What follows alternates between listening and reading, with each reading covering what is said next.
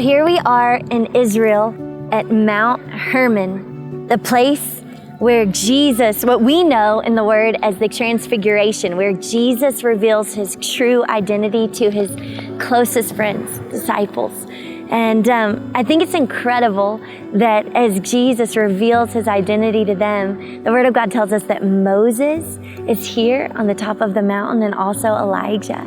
And we know that Jesus, he is grace and truth. He's the fulfillment of every promise. And when I think about Moses being here on the top of Mount Hermon in the Promised Land, I think about that in his life as he led the Israelites out of captivity in Egypt, led them towards the Promised Land, that he never actually got to walk into the Promised Land.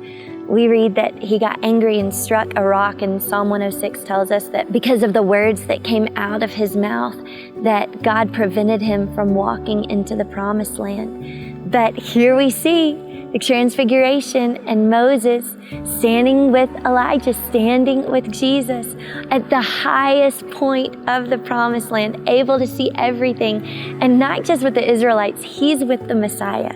And I think it's just beautiful that Jesus is the fulfillment of every promise. And here Moses, who was led on a mission to lead the Israelites out of captivity into the Promised Land, while he was prevented in his life by walking into the Promised Land, God allowed him, how beautiful is that, to be with Jesus right here at the highest point in eternity. And I'm just reminded of Hebrews chapter 11 that talks about the hall of faith, all those that went before us that died still in faith, Abraham, Sarah, and Moses, who by faith led the Israelites out of captivity, that by faith he decided that he would not call himself Pharaoh's son, but that he would stand with his people and that he would trust God. He died in faith, still believing.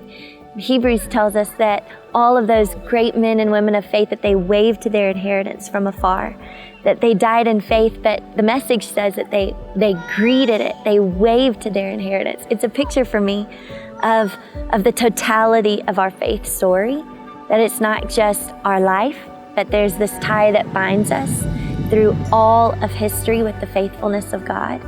And even though we may not see the miracles that we're praying for come to pass in this life, God is weaving our story with many generations to come and all the generations before. I know this. I know that God is faithful and that we can trust him. So it's just a beautiful reminder to me that we never know all the ways that God is working among us. He's faithful here in the Holy Land. I'm just reminded of how much we need Jesus and how he's with us and how he's telling his story through history.